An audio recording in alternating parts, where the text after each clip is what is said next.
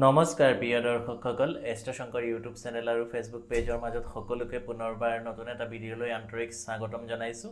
আজি ভিডিঅ'টো আপোনালোকৰ বাবে লৈ আহিছোঁ গুৰু বৃহস্পতি অৰ্থাৎ দেৱগুৰু বৃহস্পতিয়ে 18 অক্টোবৰৰ পৰা ৰাশি পৰিৱৰ্তন কৰিছে অৰ্থাৎ মিথুন ৰাশিৰ পৰা কৰ্কট ৰাশিত প্ৰৱেশ কৰিছে আৰু কৰ্কট ৰাশিত প্ৰৱেশৰ লগে লগে গুৰু বৃহস্পতি বক্ৰীও হ'ব। অহা 2026 চনৰ 11 মাৰ্চ তাৰিখলৈকে গুৰু বৃহস্পতি বক্ৰীও থাকিব। গতিকে বক্ৰী গ্ৰহৰ ফল সদায় ওলোটা হয় আৰু প্ৰথমতে মই কোনটো ডেটত কি হ'বলৈ গৈ আছে সেইখিনিও জনাই ল'ম আৰু আপোনালোকৰ ৰাশি অনুসৰি অৰ্থাৎ 12টা ৰাশিৰ ৰাশিফলে এই আজিৰ ভিডিঅ'ত আপোনালোকে পাবলৈ গৈ আছে। আপোনালোকে মেষ ৰাশিৰ পৰা মীন ৰাশিলৈকে কি হ'ব এই গুৰু বৃহস্পতি যি বক্ৰী বা ৰাশি পৰিৱৰ্তন হ'ব তাৰ ফলত শুভ অশুভ কোন দিশত আপোনালোকে সাৱধানতা অৱলম্বন কৰিব লাগিব, কোন ৰাশি ক্ষেত্ৰত অত্যন্ত শুভ সেই বিষয়ে সম্পূৰ্ণ ভিডিঅ'টো আপোনালোকৰ মাজত লৈ আহিছোঁ। গতিকে এই ভিডিঅ'টো আৰম্ভ কৰাৰ আগত সকলোলৈকে সৰু এটা অনুৰোধ জনাইছোঁ, এতিয়ালৈকে যিসকলে আমাৰ এষ্ট্ৰ শংকৰ ইউটিউব চেনেলটো আৰু ফেচবুক পেজটো ফ'ল' কৰা নাই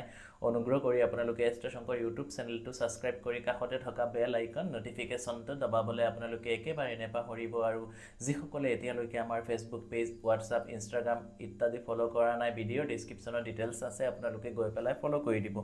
চাওক 11 অক্টোবৰৰ পৰা 11 নৱেম্বৰলৈকে বৃহস্পতি আমাৰ হেৰিত কৰ্কট ৰাশিতেই থাকিব। তাৰপিছত 11 নৱেম্বৰৰ পৰা বক্ৰী অৱস্থাত 5 ডিচেম্বৰ মিথুন ৰাশিত আকৌ যাব। 5 ডিচেম্বৰৰ পৰা আকৌ আপোনাৰ বক্ৰী অৱস্থাত 11 মাৰ্চলৈকেতো ডাইৰেক্ট হ'ব আৰু হৈ পেলাই আকৌ কৰ্কট ৰাশিতে আহিব। গতিকে এই যে 4 মাহ সময় আপোনালোকে কোন দিশত বিশেষ কৰি এই বক্ৰী থকালৈকে অৰ্থাৎ আপোনালোকে 18 অক্টোবৰৰ পৰা 5 ডিচেম্বৰলৈকে এই 1.5 মাহ সময় আপোনালোকে বহুত বেছি সাৱধানতা বা সতৰ্কতা অৱলম্বন কৰিব লাগিব। কোনকেইটা ৰাশিয়ে সেই বিষয়েও মই জনাম। মুঠতে আমাৰ 11 নৱেম্বৰৰ পৰা 11 যি মাৰ্চ 2026লৈকে গুৰু বৃহস্পতি বক্ৰী থাকিব প্ৰায় 4 মাহ সময়। গতিকে এই 4 মাহ সময় আপোনালোকে এই দিশকেইটাত সতৰ্কতা অৱলম্বন কৰিব লাগিব বা এই যিকেইটা ৰাশি কম যিসকলৰ খুব বেছি ভাল হ'ব তেওঁলোকৰতো ভাল হ'ব বা যিকেইটা ৰাশি চক্ৰৰ অকণমান বেয়া প্ৰভাৱ পৰিব তেওঁলোকে বহুত বেছি সতৰ্কতা অৱলম্বন নকৰিলে তেওঁলোকৰ ক্ষেত্ৰত বহুত বেছি অপয়া অমংগল অসুবিধা হোৱাৰ সম্ভাৱনা আছে। গতিকে প্ৰথমতে মই যি গুৰু বৃহস্পতিৰ যি বক্ৰী হ'ব সেই বক্ৰীৰ ফলত কোন ৰাশিকেইটাৰ অত্যন্ত অশুভ হ'বলৈ গৈ আছে। বক্ৰী মানে সদায় নেগেটিভ, মানে ওলোটাকৈ ফল দিয়া আৰম্ভ কৰে। গতিকে অনাগত 4 মাহ অৰ্থাৎ মানে যি আমাৰ মাৰ্চ মাহলৈকে আপোনালোকে সতৰ্কতা অৱলম্বন কৰিব লাগিব নৱেম্বৰ মাহৰ পৰা। গতিকে আপোনালোকে বহুত বেছি কেয়াৰফুল হৈ থাকিব লাগিব।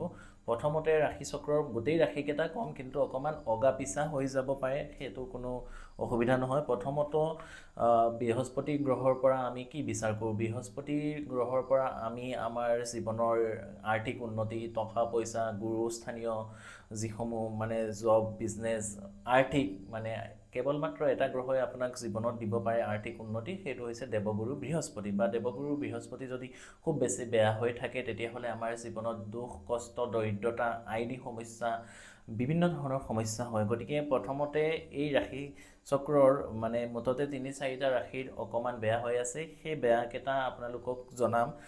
সেই ৰাশিকেইটা হৈছে সিংহ ৰাশি, ধনু ৰাশি, কুম্ভ ৰাশি। এই ৰাশিকেইটাৰ অত্যন্ত বেয়া প্ৰভাৱ পৰিব। বেয়া বুলি কোৱাৰ লগে লগে আপোনালোকৰ জবৰ ক্ষেত্ৰত আপোনালোকৰ প্ৰব্লেম আহিব পাৰে, বিজনেছত আপোনালোকৰ প্ৰব্লেম আহিব পাৰে, কৰ্মক্ষেত্ৰত আপোনালোকৰ সমস্যা হ'ব পাৰে, আইনী যদি কিবা সমস্যা চলি আছে আইন আদালতৰ লগত তেতিয়াহ'লেও আপোনালোকৰ অকণমান অসুবিধাৰ সন্মুখীন হ'বলগীয়া হ'ব পাৰে। গতিকে এই ৰাশিকেইটা গুৰু বৃহস্পতিৰ যিসমূহ উপায় বা নিয়ম বা প্ৰতিকাৰ আছে তাৰ উপৰি নিজাববীয়াকৈ কাৰোবাৰ লগত অকণমান কনচালটেঞ্চি এটা কৰাই ল'ব। নহ'লে আপোনালোকৰ অকণমান ডাঙৰ কিবা বিনিয়োগ কৰোঁতে বা যিসকলে প্ৰাইভেট জব কৰি আছে, জব চেঞ্জ কৰা অন্তত আপোনালোকে এই কামখিনি এই দিনকেইটাত কাৰোবাৰ লগত কনচাল্ট নকৰাকৈ এজন অভিজ্ঞ এষ্ট্ৰলজাৰৰ লগত আপোনালোকে নকৰিব। কোনকেইটা ৰাশিৰ অকণমান বেয়া প্ৰভাৱ পৰিব, অকণমান মেজৰো হ'ব পাৰে সমস্যাখিনি। যদি জন্মচক্ৰত বৃহস্পতি আৰু বেছি বেয়া হৈ থাকে তেতিয়াহ'লে অলপ বেছিকৈ বেয়া হ'ব। যদি জন্মচক্ৰত বৃহস্পতি গ্ৰহ ষ্ট্ৰং আছে, খুব বলৱান হৈ আছে বা ভাল পজিশ্যনত আছে তেতিয়াহ'লে ইমান বেছি বেয়া নহয়, অকণমান এফেক্ট পাব আপোনালোকে। সিংহ ৰাশি, ধনু ৰাশি আৰু কুম্ভ ৰাশিৰ ৰাশিচক্ৰৰ ভিতৰত অকণমান বেয়া হোৱাৰ বেছিকৈ সম্ভাৱনা আছে। তাৰপিছত ভাল হ'ব কাৰ হ'ব? মানে বহুত বেছি ভাল হ'ব। মেষ ৰাশি জাতক বা জাতিকাসকলৰ যদিও 4 চলি আছে, তেখেতলোকৰ কৰ্মক্ষেত্ৰত বহুত বেছি কৰ্ম উন্নতি হোৱাৰ সম্ভাৱনা আছে, নতুন চাকৰি প্ৰাপ্তি হোৱাৰ সম্ভাৱনা আছে। অৰ্থাৎ মাৰ্চ 2026 চনৰ 11 মাৰ্চৰ ভিতৰত এই বস্তুখিনি আপোনালোকৰ লগত হোৱাৰ সম্ভাৱনা বহুত বেছি দেখা যাব। যদি জন্মচক্ৰত বৃহস্পতি দুৰ্বল বা উইক আছে তেতিয়াহ'লেতো সেইটো বেলেগ কথা, কিন্তু এইখিনি অভাৰৱেল ৰাশিফল প্ৰেডিকশ্যন আপোনালোকে মিলাই চাব। জীৱনত আপোনালোকৰ লগত বহুত বেছি আপোনালোকৰ লগত জড়িত হ'ব বা মিলিব আপোনালোকে মিলাই চালে। মেষ ৰাশিৰ জাতক বা জাতিকাসকলৰ কৰ্মক্ষেত্ৰত বহুত বেছি বাধা নাই। আপোনালোকৰ নতুন কৰ্ম প্ৰাপ্তি হোৱাৰ সম্ভাৱনা আছে। যিকোনো আপোনালোকৰ মানি ব্লকেজ যদি হৈ আছিলে, অনাগত 2-4 মাহৰ ভিতৰত আপোনালোকৰ হাতলৈ পইচাখিনি ঘূৰাই পোৱাৰ সম্ভাৱনা আছে। ডাঙৰ যদি কিবা বিনিয়োগ কৰিম বুলি ভাবিছে আপোনালোকে মেষ ৰাশি জাতক জাতিকাসকলে কৰিব পাৰে। তথাপি মই আকৌ কৈছোঁ, যদিও 4 চলি আছে, কাৰোবাৰ লগত অকণমান আপোনালোকে দিহা পৰামৰ্শ এটা লৈ ল'ব, কাৰণ শনি কি পজিশ্যনত আছে সেই অনুপাতে আপোনালোকে ডাঙৰ শ্বেয়াৰ মাৰ্কেট বা বিনিয়োগ কৰিব পাৰে। তাৰপিছত শুভ হ'ব আকৌ বৃষ ৰাশি, ৰাশিচক্ৰৰ 2 নম্বৰ ৰাশি। বৃষ ৰাশিৰ জাতক বা জাতিকাসকলৰ ক্ষেত্ৰতো শুভ দেখা গৈছে। জব, ফাইনেন্স, মেৰিজ, বিবাহ বাৰু, প্ৰেম, প্ৰণয় ইত্যাদিৰ ক্ষেত্ৰত বৃষ ৰাশিৰ জাতক বা জাতিকাসকলৰ ক্ষেত্ৰত শুভ গুৰু বৃহস্পতিৰ যি ৰাশি পৰিৱৰ্তন হ'ব তাৰ ফলত শুভ দেখা গৈছে বৃষ ৰাশিৰ জাতক বা জাতিকাসকল। তাৰপিছত আহিম মই মিথুন ৰাশিৰ জাতক বা জাতিকাসকলৰতো আৰু মিথুন ৰাশিতেই বৃহস্পতি থাকিব, গতিকে আপোনালোকে বহুত বেছি চিন্তাৰ প্ৰয়োজন নাই। মিথুন ৰাশিৰ জাতক বা জাতিকাসকলৰ ক্ষেত্ৰত টকা পইচা ৰিলেটেড যদি প্ৰব্লেম আছিলে, আপোনালোকৰ টকা পইচা ৰিলেটেড প্ৰব্লেমখিনি নাইকিয়া হ'ব। যদি কিবা বহু দিনৰ পৰা আইনী সমস্যাৰ লগত জড়িত হৈ আছিলে মিথুন ৰাশিৰ জাতক বা জাতিকাসকলৰ, তেখেতলোকৰ আইনী সমস্যাৰ পৰা আপোনালোকে পৰিত্ৰাণ পাব পাৰিব। গুৰুস্থানীয় ব্যক্তিৰ পৰা আপোনালোকে সহায় সহযোগিতা আপোনালোকৰ পোৱাৰ সম্ভাৱনা আছে। জব বা চাকৰিৰ ক্ষেত্ৰত আপোনালোকৰ পদোন্নতি বা প্ৰমোশ্যন, বা যিসকলে প্ৰাইভেট জব কৰি আছিলে তেখেতলোকৰ জবৰ উন্নতি বা জব চেঞ্জেছ, অকণমান আৰু ভাল অপৰচুনিটি হাতলৈ অহাৰ সম্ভাৱনা মিথুন ৰাশিৰ জাতক বা জাতিকাসকলৰ দেখা গৈছে।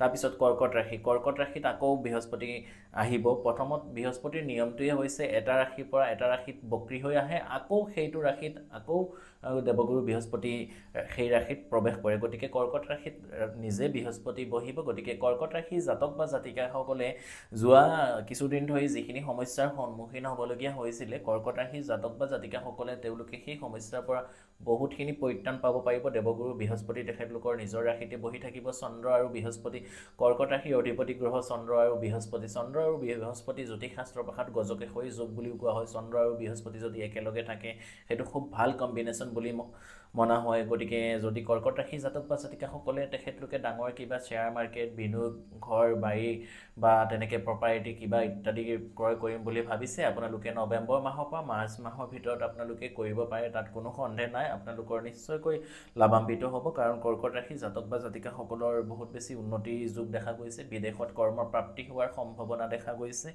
বিদেশত পঢ়া শুনাৰ ক্ষেত্ৰতো আপোনালোকৰ শুভ হ'বলৈ গৈ আছে। যদি টকা পইচাৰ ক্ষেত্ৰত সমস্যা হৈছে সেইখিনিৰ পৰা আপোনালোকে পৰিত্ৰাণ পাব পাৰিব। ঘৰুৱা সমস্যাৰ পৰা আপোনালোকে পৰিত্ৰাণ পাব। ঘৰুৱা ফেমিলি লাইফ আপোনালোকৰ ভাল হ'ব। মেৰিজ লাইফ আপোনালোকৰ ভাল হ'ব। বা যিসকলে সতি সন্ততি পৰিকল্পনা কৰি আছে বিবাহিত দম্পতীয়ে, তেখেতলোকৰ কাৰণে এই সময়খিনি আপোনালোকৰ শুভকণ আপোনালোকে কৰিব পাৰে। ইত্যাদি ক্ষেত্ৰত কৰ্কট ৰাশি জাতক বা জাতিকাসকলৰো বহুত বেছি শুভ বুলি আমি ক'ব পাৰোঁ। তাৰপিছত আহিম কন্যা ৰাশিৰ জাতক বা জাতিকাসকলৰ। কন্যা ৰাশিৰ জাতক বা জাতিকাসকলৰ ক্ষেত্ৰতো কৰ্ম উন্নতি, বিদ্যা লাভ, উচ্চ শিক্ষাত আপোনালোকৰ সহায় সহযোগিতা দেৱগুৰু বৃহস্পতিৰ কাৰণে হ'ব। বা এডুকেশ্যন ৰিলেটেড যদি কিবা প্ৰব্লেম আছিলে, আপোনালোকৰ মনে বিচৰা ভাল এখন কলেজ, ভাল জেগাত এডমিশ্যন পোৱা নাই, কন্যা ৰাশি জাতক বা জাতিকাসকলে সেইখিনিও পোৱাৰ সম্ভাৱনা আছে। ব্যৱসায় বাণিজ্যৰ ক্ষেত্ৰত কন্যা ৰাশি জাতক বা জাতিকাসকলৰ ক্ষেত্ৰত শুভ। পলিটিকেলি আপোনালোকৰ যিসকল কন্যা ৰাশিৰ জাতক বা জাতিকা আছে, পলিটিকেল ফিল্ডত আছে, তেখেতলোকৰ ক্ষেত্ৰতো অকণমান সৰু সুৰা যিখিনি বাধা আছিলে সেইখিনিৰ পৰা আপোনালোকে নাইকিয়া হ'ব। গতিকে কন্যা ৰাশিৰ জাতক বা জাতিকাসকলৰ ক্ষেত্ৰতো মুঠতে আমি ভাল বুলি ক'ব পাৰোঁ। এতিয়া মই আহিম ৰাশিচক্ৰৰ তুলা ৰাশিৰ জাতক বা জাতিকাসকলৰ কেনেকৈ হ'ব। তাৰ আগতে দুই এটা সৰু সৰু কথা আপোনালোকৰ মাজত জনাই ল'ব খুজিছোঁ। আপোনালোকে বহুতে মোৰ লগত বা আমাৰ লগত যোগাযোগ কৰিম বুলি ভাবে। মোক ক'ত কেনেকৈ কিদৰে যোগাযোগ কৰিব পাৰিব? মোৰ চেম্বাৰ গুৱাহাটীত আছে, নগাঁৱৰ কঠীয়াতলী চাৰিআলিত আছে, হোজাইত আছে। ভিডিঅ'ৰ ডিছক্ৰিপশ্যনত contact details, Facebook page link, WhatsApp channel link, Instagram link গোটেইখিনি ডিটেইলছত দিয়া থাকে। তাৰ উপৰিও ভিডিঅ'ৰ স্ক্ৰীণত মোৰ পাৰ্চনেল হোৱাটছআপ নাম্বাৰটো দিয়া থাকিব যদি ভাবে আপোনালোকে যিকোনো জ্যোতিষ শাস্ত্ৰ সম্বন্ধীয় দিহা পৰামৰ্শ আপোনালোকে আমাৰ পৰা ল'ম বুলি accurately degree wise pin point prediction 100% guarantee সহকাৰে তেতিয়াহ'লে অকণমান সময় লৈ আপোনালোকে আমাৰ লগত যোগাযোগ কৰি চাব পাৰে যিকোনো ধৰণৰ আপোনালোকৰ সমস্যা নাথাকক কিয় জ্যোতিষ শাস্ত্ৰ সম্বন্ধীয় আমি নিশ্চয়কৈ চেষ্টা কৰিম আপোনালোকৰ সমস্যাখিনি সমাধান কৰিবৰ কাৰণে বা বিভিন্ন ধৰণৰ গ্ৰহৰত্ন কবচ বা তাবিজ বা তন্ত্ৰ ৰিলেটেড সমস্যা যিকোনো সমস্যা যদি বিশ্বাস থাকে তেতিয়াহ'লে অকণমান সময় লৈ আগতীয়াকৈ যোগাযোগ কৰিব বা যিসকলে চেম্বাৰত আহিব নোৱাৰে অনলাইন কনচালটেঞ্চি ফোন কল হোৱাটছআপ ইত্যাদিৰ মাধ্যমে আপোনালোকে আমাৰ লগত বুকিং কৰাই পেলাই সমস্যাৰ সমাধান আপোনালোকে ল'ব পাৰে তাৰ কাৰণে অকণমান সময় লৈ আপোনালোকে যোগাযোগ কৰিব আৰু যিসকলে এতিয়ালৈকে আমাৰ চেনেল বা আমাৰ ফেচবুক পেজ হোৱাটছআপ ইত্যাদি ফ'ল' কৰা নাই ডিছক্ৰিপশ্যনত গৈ আমাৰ পেজসমূহ ফ'ল' কৰিব চেনেলটো ছাবস্ক্ৰাইব কৰিব আৰু ভিডিঅ'সমূহ কেনেকুৱা লাগে অনুগ্ৰহ কৰি আপোনালোকে কমেণ্ট কৰিব আৰু আপোনালোকে যাক গুৰু হিচাপে মানে শিৱ বাবাক মানে